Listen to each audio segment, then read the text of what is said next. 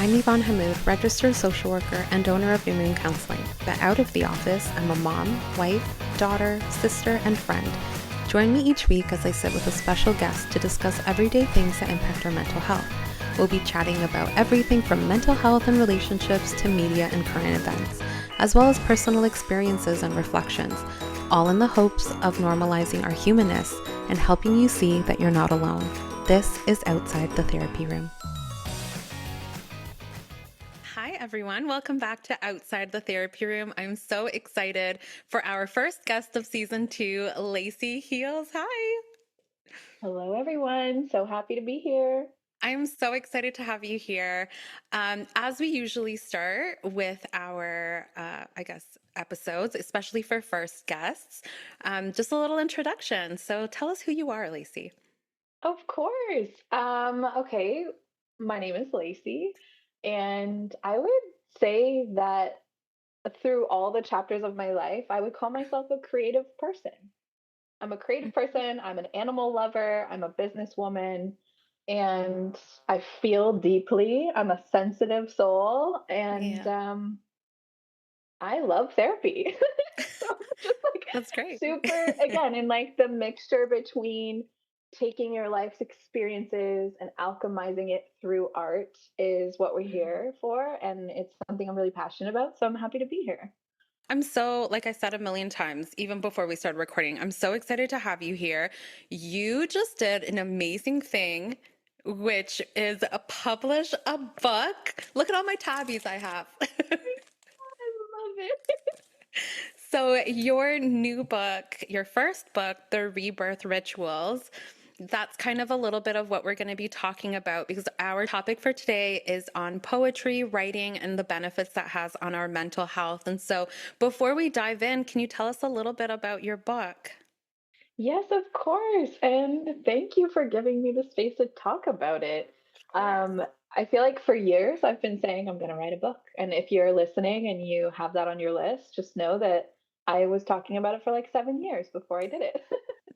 Yeah. So it covers, so the rebirth rituals is about just that. It's about, if I had to summarize it in one word, it's about the in between phases of our life in Mhm. all parts of our life. So when you're going through transition and the experiences that come up. And so for me, it kind of spans across maybe 5 years of just kind of like doing my own inner healing work and working through shutting down a business, healing family dynamics, diving deeper into understanding myself, and then integrating creativity and expression.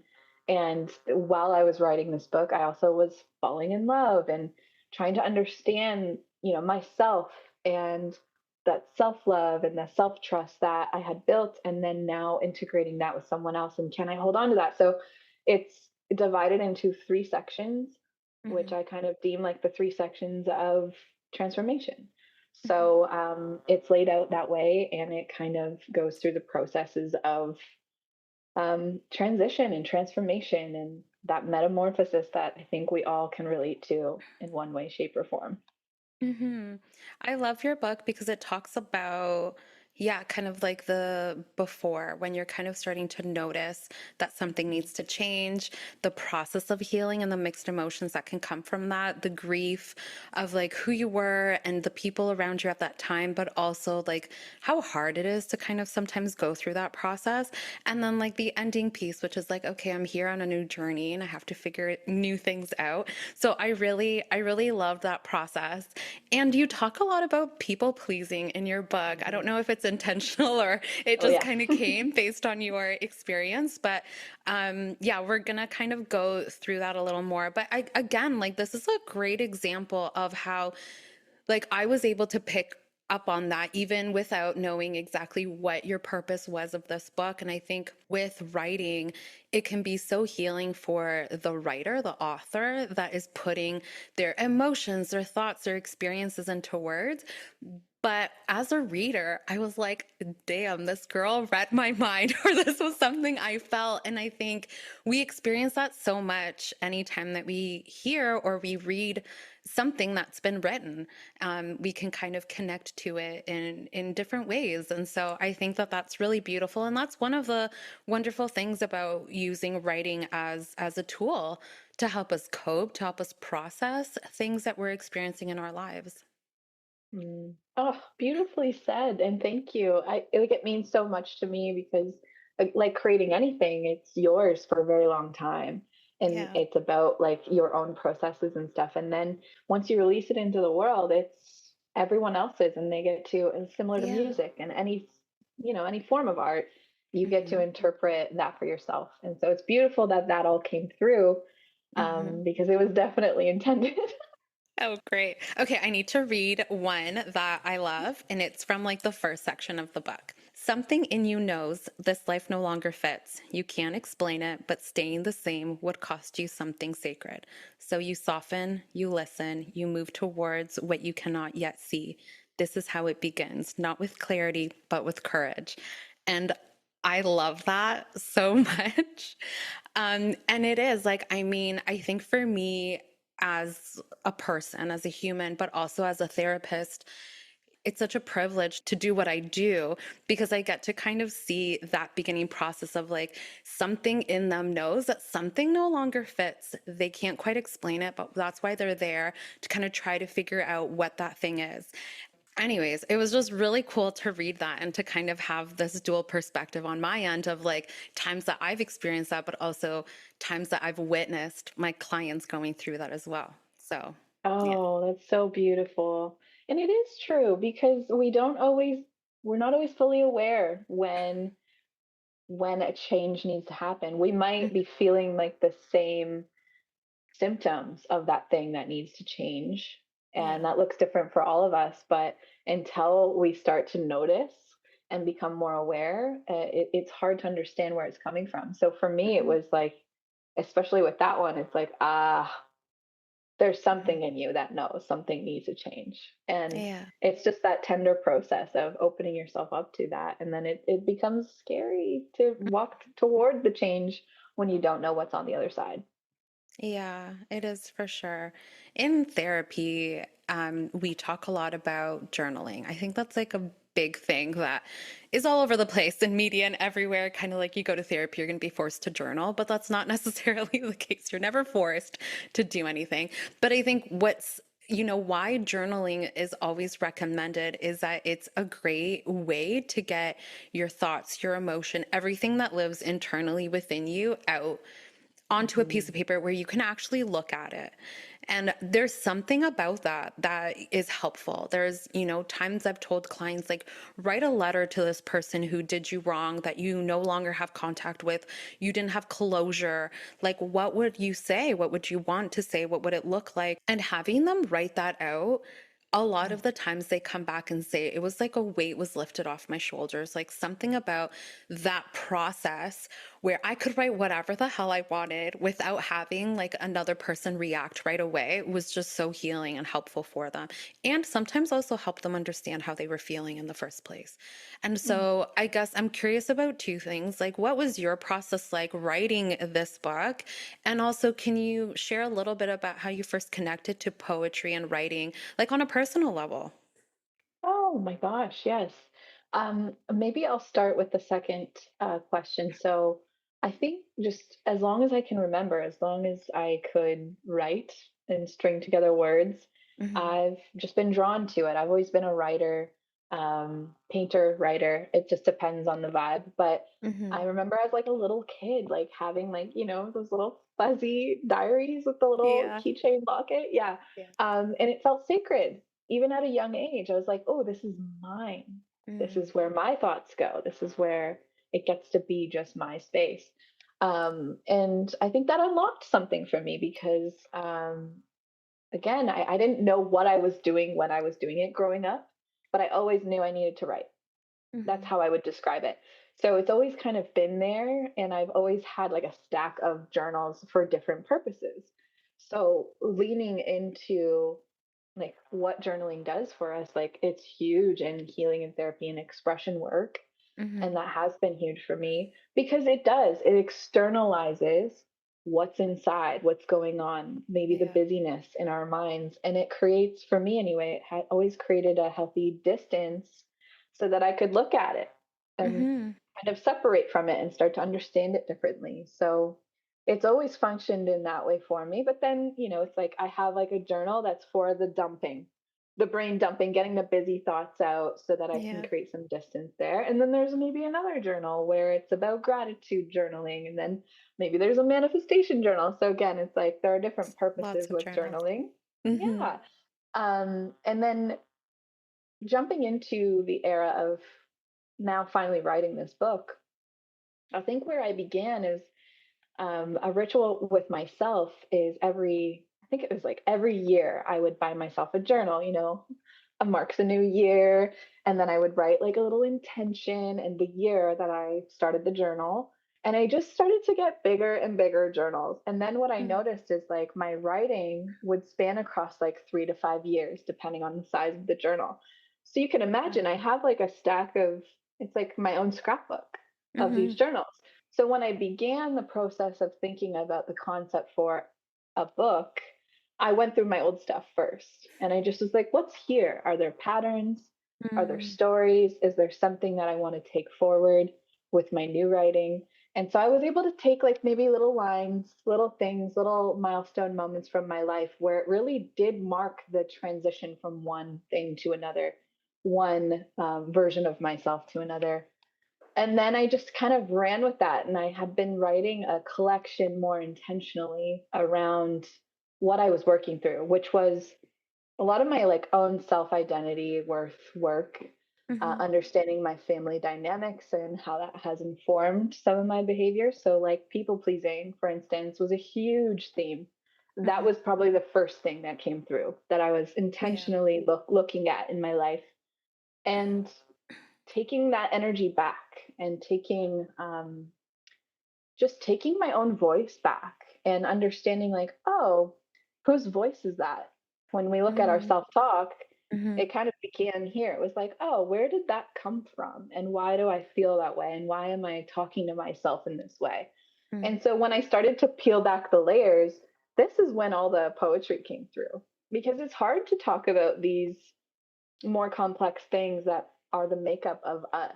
And sometimes it feels like it comes from our upbringing, our conditions in which we grew up, our behaviors and habits and environment. Hmm. And then once you like, for me, once I hit my like late 20s, early 30s, I started to peel back like, oh, this is who I became when I was people pleasing and when I was choosing Hmm. from my own Yeah. makeup. And now I'm starting to choose differently, and it's okay to change your mind about who you are and what you want to do with your life and all these things. So that's kind of where the writing began. And I just recognized this theme through all my writing was all about transformation. Hmm. So it just started to organically happen. I think I had about 80 pieces at the Yeah. time when I was like, maybe this should be a book. And then Yeah. yeah, I connected with my author friend who has written a bunch of books, Michaela. She's wonderful. And I just said, like, what do you think? Should I try this? And she said, yes, it's about time. So I had a lot of really lovely support in that process. It Once I decided, it got a lot harder because then it's the imposter Yeah. Oh, syndrome, it's yeah. the second guessing, it's like, who will care? Because any writing I had done Hmm. previous to this book, like this is a long form project. Yeah. And, coming from copywriting and marketing, that's my day job. I've only ever really written for other people in like a professional capacity. Hmm. And it's always like in a more of a shorter form method. So I was like, how? Oh my gosh. So again, it became this long journey for me. And I found as I was writing the book, I was also living through the themes of the book. Yeah. And so it just was this like beautiful feedback loop between living through things, working things out, and then Mhm. turning it into art. And yeah, I mean, Love it. for every poem that's in the book, there's probably 2 that didn't make it that were just for me. That's crazy. How many how many do you have in here? Oh, wow. Yeah, it's so there's 177 pages and some of them are like, a piece that Yeah. spans across a couple pages. So, Yeah. like we're like beyond 100, we'll say. Like maybe That's 130 to 40. Yeah, and it sounds like this was a project that took like a long time, right? Like you went Yeah. back to old journals to kind of find what kind of was coming to you at that point. And you know what? I actually love that you're not the first person I've heard who said they have journals when they were kids. And how fun is it to kind of go back to read some of like your journal entries from when you were younger or at a different stage of your life and be like, oh, I was really struggling with this thing, but like now I know that everything worked out and it was okay. But like I'm going to hold space for that little version of me who was so wrapped up on this thing. And it's just so lovely. I don't know what happened to my journals that I had, but I don't have them anymore. And I'm just like, it's so cute when I hear that. I'm like, oh, that must be It so really interesting. Oh my God, it's so endearing to have a piece of your younger Mhm. self. Yeah. Their words, how they were feeling, their emotions, everything. Yeah. And it's so beautiful to so like I don't have my journals from when I was a kid, but like, Yeah. maybe like late 20s into like, I have maybe a handful still with me. And even looking back on those, I'm like, oh girl, you were going through it. Yeah. You didn't, and it's beautiful because it also It reminds is. you of the progress and the growth. Yeah. Yeah. Yeah. I love that. So, I mean, you talked a little bit about the benefits of writing, like the mental health benefits of writing. So, like emotion regulation. I love what you mentioned in terms of like getting it down so that you can create some distance. That's huge. And we talk about that in therapy all the time too. Like sometimes you just need to be an observer instead of being the feeler in that moment. And you just need to Mhm. observe what you're feeling, what is coming up, kind of, yeah, like like you're looking into it. And I think writing is a beautiful way to do that. And so when you write it down, it can be so helpful as like trying to understand exactly what you're feeling.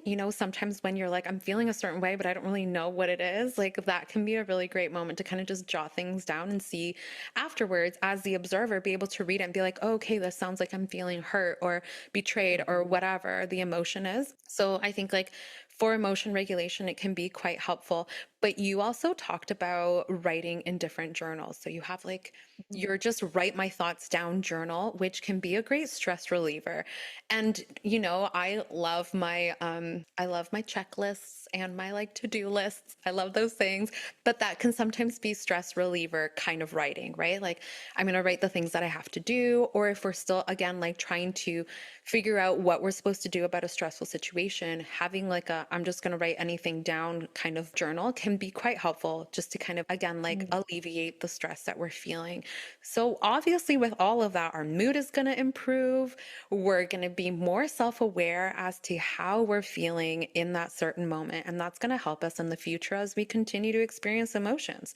But you're also talking a little bit about maybe, and I'm going to use the big T word that can sometimes scare people, but it sounds like maybe there was a little bit of trauma processing within that as well. Even like the process of going back, seeing where little you was at, and noticing some of the patterns like people pleasing, familiar upbringing, and like how that impacted you. And so, what was that kind of process like when it kind of, again, it sounds like it was just for you? Those words, what you were writing was just for you. But now sharing some of those words and like expressing yourself in that way now with everybody who's buying this amazing book, like what was that process and that journey like? So much vulnerability is in this book. Oh, thank you for acknowledging that. Yes. Um, it's so beautiful to hear from. I've heard from a few of my therapist friends, and they have such a beautiful lens when reading this book because I think you can identify some of the underbelly of Mhm. the work there, Yeah. because that's really where it did begin. Really, is I was working through a lot of therapy, a lot of parts work, a lot of Hmm. trauma work, Mhm. And it was very healing. And so for me, because one of my main outlets is art and writing and all that, this is where it ended up coming out. And yeah, I think there were earlier versions of certain pieces that were much more raw and hard, and Mm. like just for me, Yeah.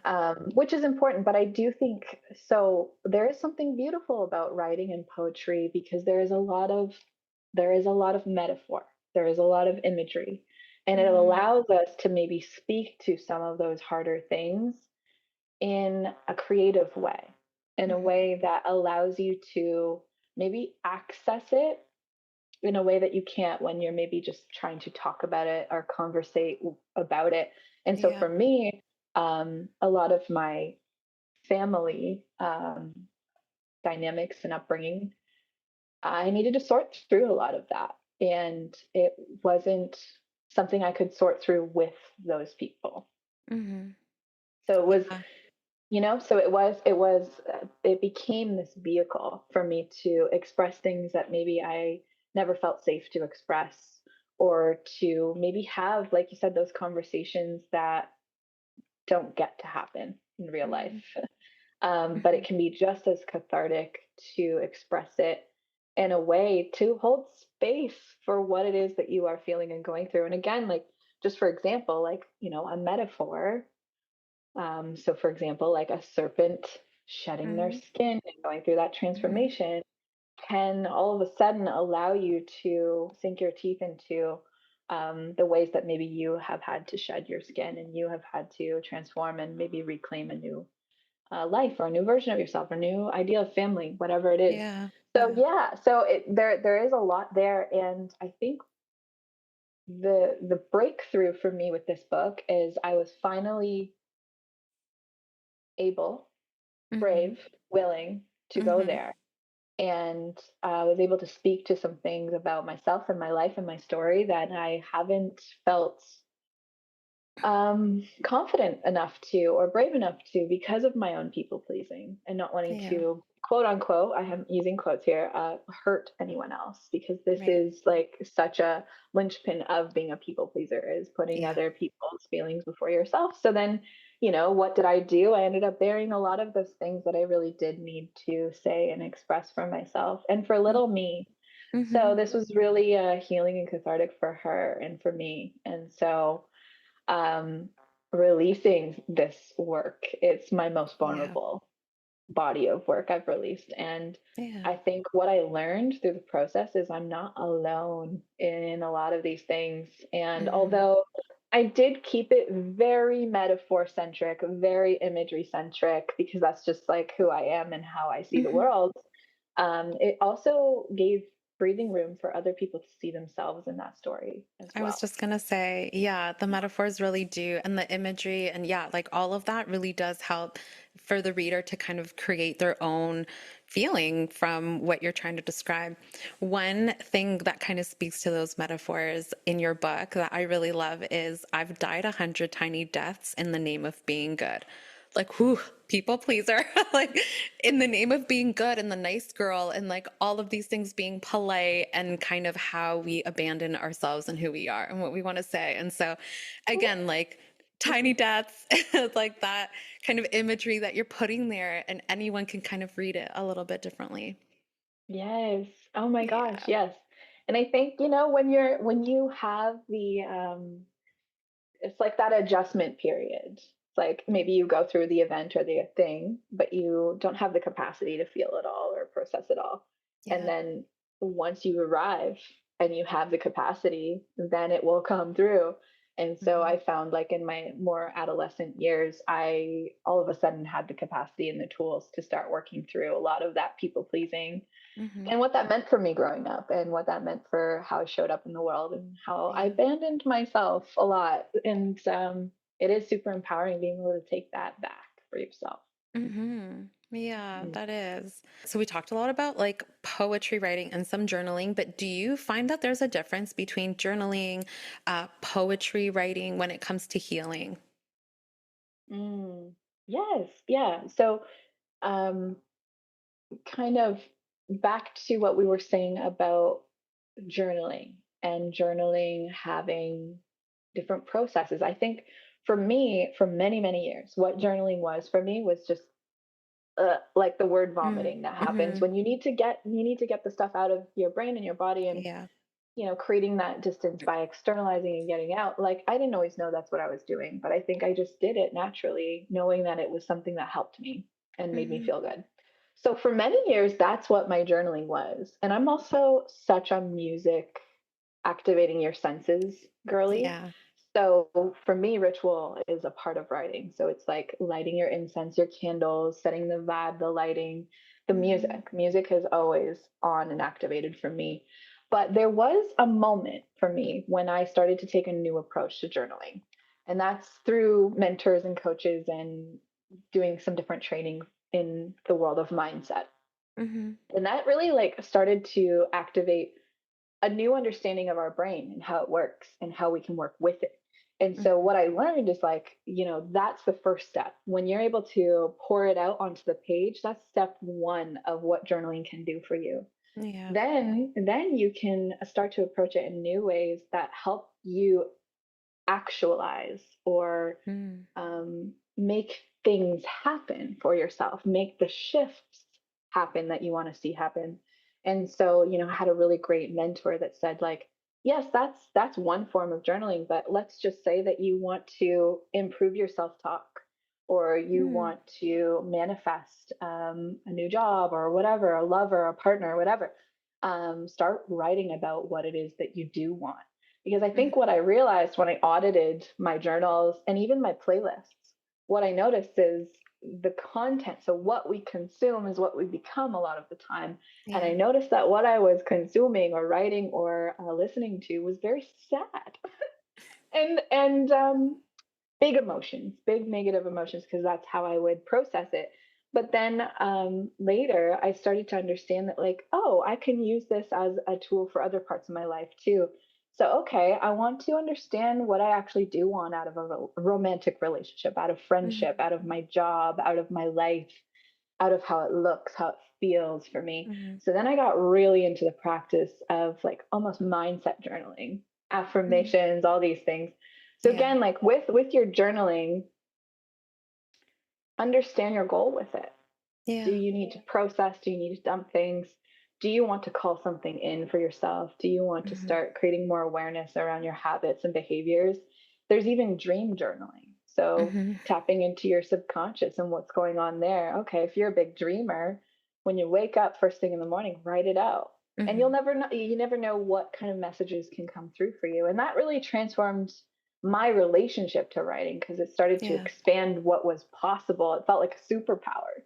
And Yeah. then, so with poetry, slightly different edge of writing, because then you're bringing in more creativity. Maybe it's a little more abstract, metaphor, Mm. imagery, things. So for me, that's what allowed me to access at, at, at the very beginning. It allowed me to access some of that more trauma based work that, like, I didn't have the right words to even talk about it.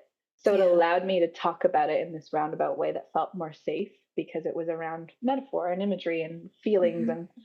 and less about like, this is what happened and this is how it made me feel, and da, da, da, da, like it Right. Yeah. that comes after. But yeah, it allowed me to process things in a new way, which I, again, my relationship to writing, journaling, poetry continues to evolve and grow. And I just Mhm. think it's so expansive and continues to grow.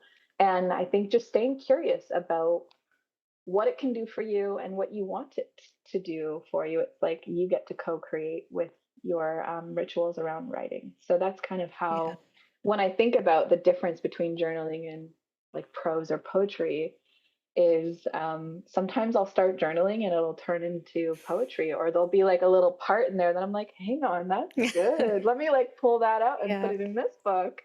So yeah, I think everybody's process is different, but that's kind of my relationship to it. Hmm. You've mentioned a couple things that I have used in my therapy toolbox before, which is like, writing in terms of manifesting. Like, I've had so many clients who've been like, I want a good partner. Like, I've had these, toxic, abusive partners, and now I want Mhm. somebody that's good. So, we're like, okay, let's write about it. what are they like? What do they enjoy? What are qualities that they have that are valuable to you, that is important for you to have in a partner? And so, like, that has been an exercise that I've given to clients Mm, before. And same with what you mentioned in terms of like, just like being aware of like what we're consuming, I think is huge. And I mean, in this day and age of like social media and like seeing videos and like all of this stuff, like it can be a lot, and depending on what we're consuming, it's going to impact our mood. But sometimes oof. the opposite happens where we end up seeking it. So whether we know if we're actually sad or not, or if we're feeling like hurt or whatever, we might suddenly be drawn to Mhm. a song or a show or a movie. And that can sometimes be a safe way for us to be in our emotions, but it being like, I'm sad because the song is sad, not like I'm sad because I'm going through something right now. And so it can be such a powerful thing to kind of just have that awareness, like be aware. What are some things that you're consuming? What are they telling us? Like it can be so much to kind of just have that moment of reflection and be like, what is this? Why am I so drawn to this song that I've replayed it like over and over and over again? And so having that insight can be quite helpful. But also, like you said, like just, I think a lot of people too, and I mean, I've heard this from like friends and from clients as well, as like, I don't want to journal. Like, I don't want to be like, dear diary, this is my day. I'm like, that's not journaling. I mean, if that's your form of journaling, go for it. But that's not necessarily what you need to do to journal. It's just write words down. Even Mm, if it doesn't, just start with one word, like hurt. Okay, cool. Keep going. Where does that word take you? And we've even, yeah, I remember having like clients before where they're like, I don't want to write, like that's weird, doesn't feel comfortable. What if somebody sees it? Like there's all of these things that they're fearful of, and that's completely valid. So write it on your phone, or if you don't have anything to say, just grab a piece of paper and just like scribble on it or doodle on it. Like who cares? Just start gently getting into that process. And yeah, that's kind of what I hear was kind of like your experience, right? Like just slowly starting to journal, and eventually it turned into that poetry, like you mentioned. And what I love so much about what you said is that when we're not quite ready to like sit and be like, this happened to me and these are my feelings and everything, like using imagery and like metaphors and all of that, it adds some distance. And like mhm. that distance is like like a form of protection. Like we're not quite ready to dive deep into the trauma that we're experienced, but when I do it this way, I can write about it. And that can be again so beautiful. I'm remembering a client who brought their lyrics that they wrote for a song and they like sang it to me, and I learned so much from those lyrics in comparison to like the few sessions we've had beforehand, because we can be so raw and vulnerable. And with the use of imagery, even as a listener, I can be like, ooh, this tells me this. Is that right? Like, is Mhm. that what you intended? And they might be like, no, that's not what I intended. But yeah, like that's exactly how I feel. And so it can be like such a magical tool to like even uncover things that we didn't even know we were actually feeling or experiencing. Oh, well said. It's so true. And it's like, until I got to a point of just greater awareness and then practicing discernment, Mm, like it allows you to maybe even just mature your relationship with the tools that you have. And again, writing isn't maybe everyone's first tool or journaling, but like yeah. drawing pictures or art or cooking or whatever. Hmm. It's like whatever gets you into creative flow allows you to get Hmm. into this space with your body and the rhythms and just an outpouring.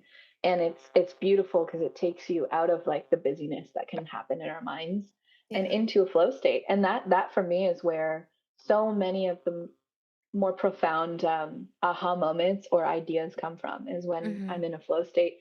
And so, like, I could be driving, I could be showering, I could be outside on a walk, and that's when like a line will come to me. And I just jot it in my phone. I'm like, oh, what's Hmm. that? That's cool. I like that. And then I'll revisit it Yeah. later.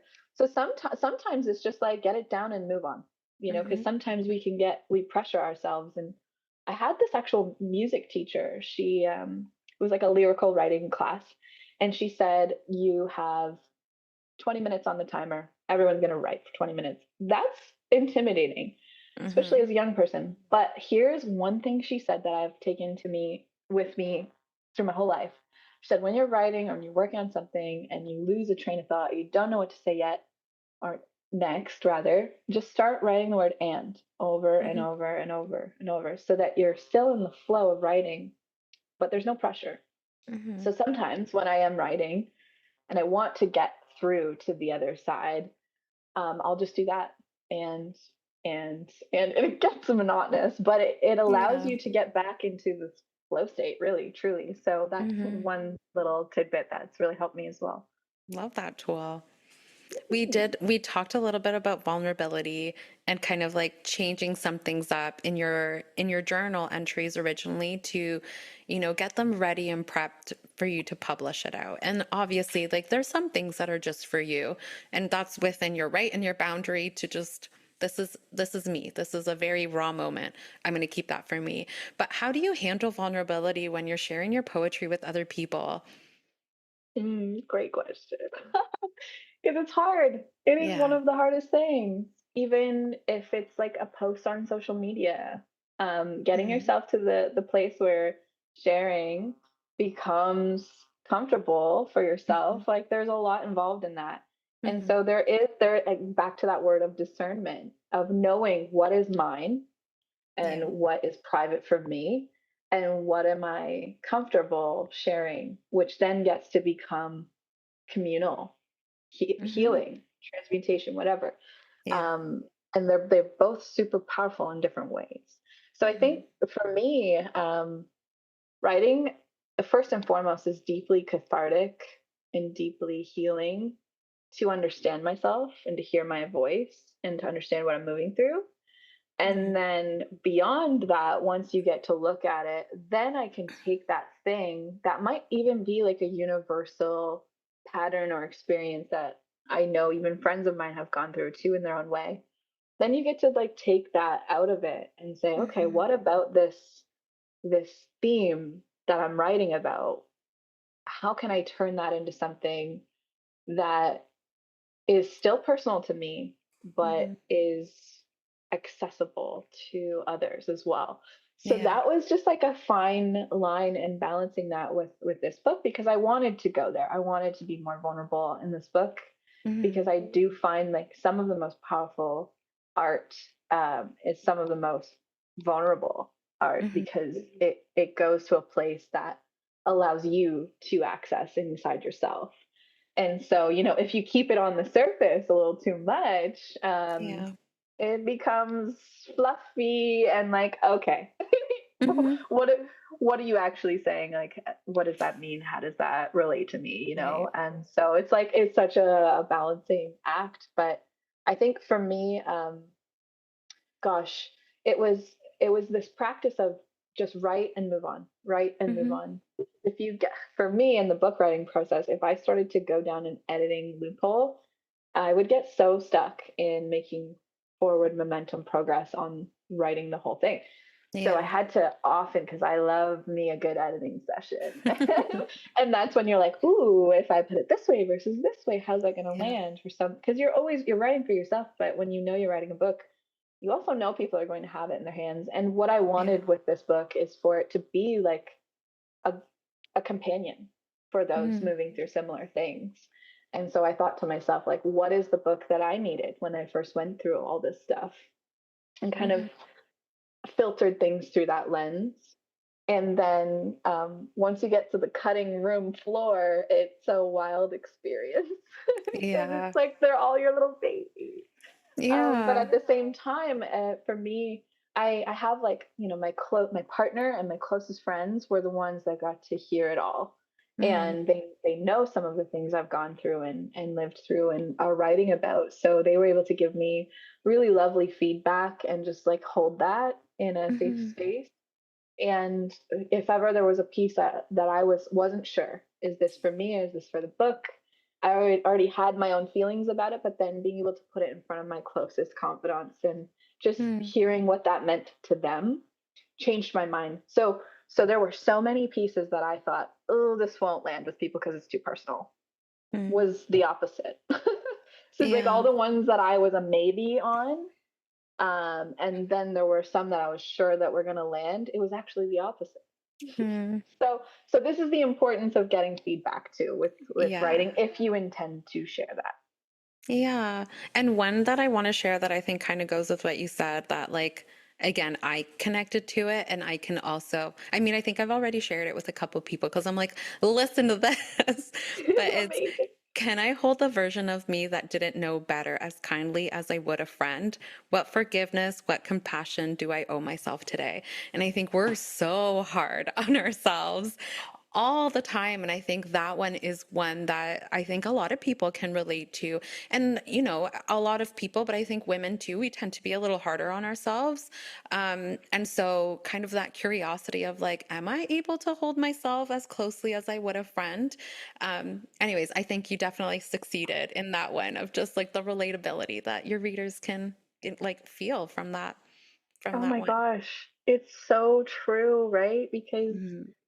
we are so hard on ourselves, and Oh like, yeah. we're our own biggest critics, Hmm. and uh, it's so much easier for us to criticize than to celebrate. I find just our Yeah. default settings happen to go that way, but so it is a practice to get Hmm. yourself to the point of like, hey, I'm just a person, I'm just a girl, like Hmm. I'm figuring this out for the first time too. Yeah. So yeah, and who do we treat with the most love? It's like our closest friends, those people that we love. How can we treat ourselves like that? And can we? And it's Hmm. just like a constant reminder for myself too. It's not always Yeah. an easy practice, but yeah, I love that Yeah. one. Yeah, that's a great one. And I know some people will say, right, like, you know, if I'm writing with the intention of not sharing it with anybody, is it even going to be as powerful or as meaningful? So, what would you say? Do you think that the act of writing for yourself without sharing can be equally as powerful? Oh yes. Yeah. I think writing for ourselves is medicine. Yeah. Medicine. Like, Hmm. um and I literally couldn't have written this book if I wasn't first just writing for myself. Because the thing is, and again, because of my day job, I am helping other people write and market themselves, and you know, Hmm. so I have like my like zone of excellence is around writing for other people. So I have to Yeah. keep in mind what they want to hear and what will be good for them. So then when you're writing personally for yourself, it's hard to override these patterns, or for me, Hmm. like my own, like it's a part of my daily life to think about what other people will think. It, straight up, just from like a Yeah. writing perspective. So for me, I found there were moments in the writing process where I started to get a little off track, and I was writing just with them in mind, not Mm. myself. And it was my one of my writer friends that said, "You have to write this for you Yeah. before you ever write it for anyone else. And if you don't, we will feel it." Mm. I was like, "Whoa, okay." Like it sounds so Yeah. simple, but it is Yeah. hard to do when you get ahead of yourself and you think, "Oh, well, this is going to be in someone's hands one day," and da da da da da, right? Like we kind of get away Yeah. from ourselves. So it was a constant practice for me to come back home. Come back home. What do Mm. I need? What do I need from this? And what did the version of me that went through these events, what did they need to say or hear or feel in order to Mm. process? Yeah, Yeah. so I would say writing for yourself is like just as, if not more powerful, Mhm. than writing with um, others in mind. Yeah. Yeah, it's really hard to shut off that part of our brain though that's focused on other people. Like I had that same feeling when I started the podcast. I'm like, what are people gonna Yeah. think? Who even cares like to listen to me talk to people? Like all of those things that kind of come up. And it is hard when I finally put that aside and I'm like, I'm enjoying this. This is fun for me that I get to check in with people I haven't talked to in a long time and I get to talk about things that I'm passionate about and that I care about and that I would love like I would this is just like us having coffee except for Oh, we're I being love it. recorded. Like I was like I'm going to do it for me. I was like I don't care if I get no listeners. Like this is just something that I'm really enjoying. But it is so hard to Mm. shut off that part. And so for anyone that is wondering about writing, like write for you. You don't need to show anybody. It's not getting graded, it's not getting marked. No one else is going to see it. Just allow yourself to just be in that process of writing whatever it is that you want to write down. Oh, exactly, exactly Mhm. that. And it's like, because you have put this together and we're connecting and having a good time, like it is felt on the other side when people are Yeah. tuning in. Like it is felt and you feel the difference. And it's like you can't always plan for that. You just have to follow what is right for you. And Mhm. the ones that are meant to find it and to find you do. Yeah. Period. Yeah. Yeah. Because, Exactly. when I think about my book too, like it is, of course there are a lot of universal themes there, but it is quite specific as well. And so Mm. there was a moment I'm like picking out my categories for how to, categorize this book in the world. And it was like, Yeah. oh damn, grief, Yeah, it's like it's like, all yeah, of the above, all of the emotions. exactly. And so it's like, it is this thing, like if I at first I tried to make it like a wider net, and then Mm, I had to bring it back in and just trust that this was what yeah. I needed to say first and share first, because there was a lot about like love and sensuality that I kept trying to fit into this Mhm. collection, because I think that's the next one.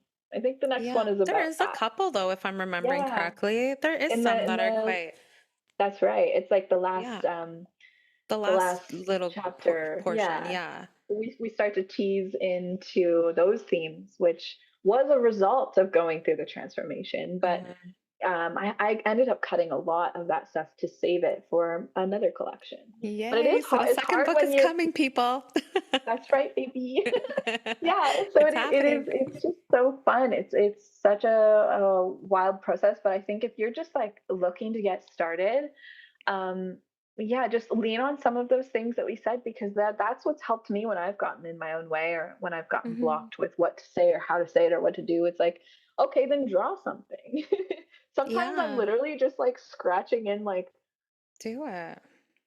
Especially if whatever you're you're feeling a feeling. certain way. Yeah, like just go at it. Rip that paper if you need to. Just Oh scratch in it. yeah. And that again, that helps. And from there you might, get some inspiration and then the words won't stop. But yeah, I love that. My other question was going to be on impact of community and connection, but I think we kind of just talked about it. Like, Mm, kind of focusing in on what it was that you wanted to say that was for you and felt good for you, and you got all the other voices out of your head.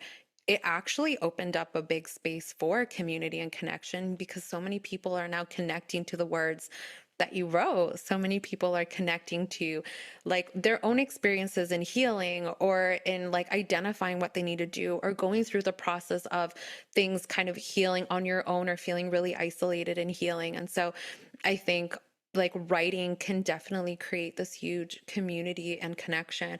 And I mean, like going out of I mean the going out of it I was going to say, but really like music is poetry with like instruments and melody. And so I think we connect so much to music.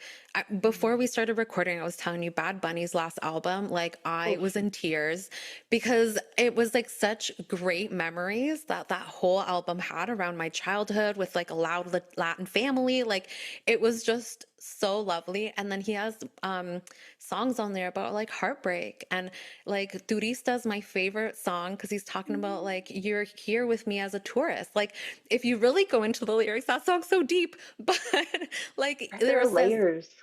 there's so many layers. And yeah, like I think already music and writing, like we see so many like book clubs of people like coming together over like a book or a certain author and the way that they write certain experiences and relationships. I think a lot of this happens through writing. And I think that's Mm. where we create the sense of community and connection. And that helps our mental health because it helps us see that we're not alone in feeling these things and having these experiences. Oh, that's so beautiful. And I couldn't agree more. And I think when you move from the container in which you're creating, which is usually in isolation, Hmm. and then you start to share it and you get out into community, like that was such a profound experience for me, because Yeah. I think what I was writing about in a lot of the cases with this book and the themes of it was the feeling of isolation, of Hmm.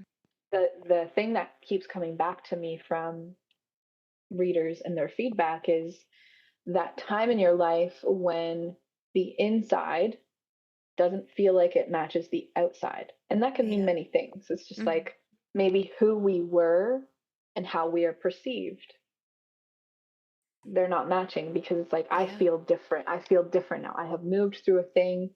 My values have shifted, my priorities have shifted, whatever it is for you. Hmm. And maybe the people around you still perceive you as who you once were. Yeah. And then there are these things about your life that maybe you need to release and let go of that are still hard to do. And so, what I found in writing that is I felt very alone in those feelings, because it is an internalized, I feel different, but I feel like my life or the outside of it hasn't caught up yet. So there's Yeah. this weird dichotomy between what feels Hmm. true now and what was, and like how people relate to you, etc. So Yeah. when I brought this out into the open and started sharing it in community, I was blown away. I was blown away by what it did and how people felt and what it related to in their own life, like whether it was death, transition, Hmm. identity work, relationships, breakups, new Hmm. beginnings, self worth. Oh, it's Yeah. profound. And whether or not that was my first inclination when I was writing about it, it translated in the way it needed to, and Hmm. it brought us together in being able to give a voice and a Yeah. platform to talk about maybe some of the more tender things, yeah, that we move through. Yeah. I came Yeah, across another passage in your book. I've been like just flipping the I pages I here. love Well, this. I have again all of the tabbies in the book, but I really like this one, and this one's closer to the end of the book. So, kind of like the third portion, which is like the healing portion. And it says, I wear myself like a second skin, authentic, bold, beginning again. No more hiding, no more masks. I celebrate the quiet joy of simply being. Oh, that's so beautiful. Like just sitting back and just enjoying like being instead of, we're Yeah. always trying to better ourselves. We're always trying to improve ourselves. And sometimes we just need to pause and just be. Anyways, I needed to read that other passage because, well, I mean, I could read all of my tabbies, but people go and get your own book is really Love it. you can make your own tabbies on the book. Okay, we're coming kind of to the end. I like thank you so much for your time. You've shared so much wonderful stuff about writing and the process. How do you hope that listeners will maybe think differently about poetry and mental health after this conversation? Or what are some things that you kind of want to leave our listeners with? Mm. You don't have to write well for it to matter. Yes. The act itself is healing, Hmm. first and foremost. Um, it's not just a tool for writers, it's a tool for everyone. Yeah. And you can use it however you want. Like, am I traditionally trained in poetry? No. If we were to walk through each page of this book and run it through, like, is this poetry, quote unquote? Like, I don't know. Yeah. Like I think it's just it is just how it came out for me. It is how I naturally speak. It's how I see the world. Hmm. And I think for each individual who creates in any format, it's going to be a reflection of you and your style, the way you see yourself, the world, the way you process. I think just stay open Hmm. to moving energy and processing emotion in the ways that work for you. And it might look different in different seasons. Maybe one season Yeah. it's all about creating through cooking. Maybe another season it's through painting, and then maybe it's writing. I think just find the thing that works for you with where you're at in your own transformation in your journey. Yeah. And then that piece that you said about, yeah, just returning to just being with yourself and Mhm. recognizing yourself for all that you have done and all that you are Yeah. in this very moment. Because I think for me, like writing a poetry and this book in particular, or the themes in it, you'll notice there's lots of like underworld goddess, like mythical Hmm. influences there. And I Yeah. just, I returned to this goddess. She was a big inspiration for me with this book, Hecate. She's the goddess of the underworld, of the in between. She takes you from life to Mm. death. And so she is portrayed as this goddess with a lantern in the dark. So wherever you're at in your process, even if you don't know where you are, you can't, like, you feel maybe a Yeah. bit untethered. I see Hecate and that goddess with the lantern in the dark guiding you. Those are our tools. That's our Mm-hmm. creativity. That's our, that whatever those outlets are for you, like lean into them and they will get you from here to there. And how that looks, we don't get to know all the time, but it's Yeah. about just leaning, continuing to take one step at a time. And so yeah, I think writing in that sense then becomes something more simple, more accessible, and always just deeply healing and Mm-hmm. transformative. Yeah, Yeah. yeah, it is. And I think, like, to add to kind of what you were mentioning, it's also don't aim for perfection. Like, I even, my brother's a musician and he writes all the lyrics, and sometimes he's like, I don't want to put it out there to the world because it's not perfect yet. And kind of like it Mhm. reminded me of you on the cutting room floor, all of the poems that you had before, and you're in the editing room and you're trying to make things better. Like, you don't need to aim for perfection right away. Just get the words out there. You can always come back to them if you decide to share them, but really do it for you and kind of, yeah, use your own creativity, your own journey, and just be in that Yes. space. Yeah. I love it. I love it. This has Aw, been like just such a joy to talk about it because has. it's funny. It's like I when you are a writer or a musician or whatever, it's like you do the thing that you do, but how often are you talking about the thing that you do? Yeah. It's been very, very cool to just have this conversation with you and to connect the dots around how it can show up for us and provide for us in our life. And yeah, Mhm. writing has been like a lifelong love affair. So Yeah. and Yeah. it You comes and can goes. tell. And thank you so much. That Yeah, means you the can tell like world. your love for writing and everything. Like like I said, all my little tabbies, I could read each one, really. I love But the little tabbies. I'm I so love my little tabbies. Well, thank you so much. Honestly, this has been so lovely. I mean, to get to see you again, but also to have this conversation. It's been wonderful. You've given us so much insight into your journey of creating and writing. And so, thank you so much for your time. Where can people purchase this book and put their own tabbies in it? Oh, okay. So this book is available on Amazon. I did the self-publishing route, so you can just look up the Rebirth Rituals there. But We'll then put it if in the show you're notes too. okay, yeah, perfect. That'd be great. And Yeah. then if you find me on social media as well, I've been kind of lining up a couple local events and stuff. So I like to bring books to local events as well. And then if you don't want to support Bezos in that machine, because that's also a reality. Because I've had some Mhm. people say I don't want to buy through Amazon, and I have authors copies, so I can mail those out as well, and that's like a little bit Amazing. more of a personal pathway. But I think I'm open for everything. Find me online. I'm at a wild honey, and you can find me on all the channels. And yeah, I talk a lot about all of these topics and share the life and the journey. Yeah, I love Yeah. it. And can people Mhm. find any events that you're going to be taking part of on your Instagram as well? Yes. So Okay. I just finished out kind of like the summer round of events, and now I'm planning the fall. So keep your eyes peeled. We've got some fun things coming up.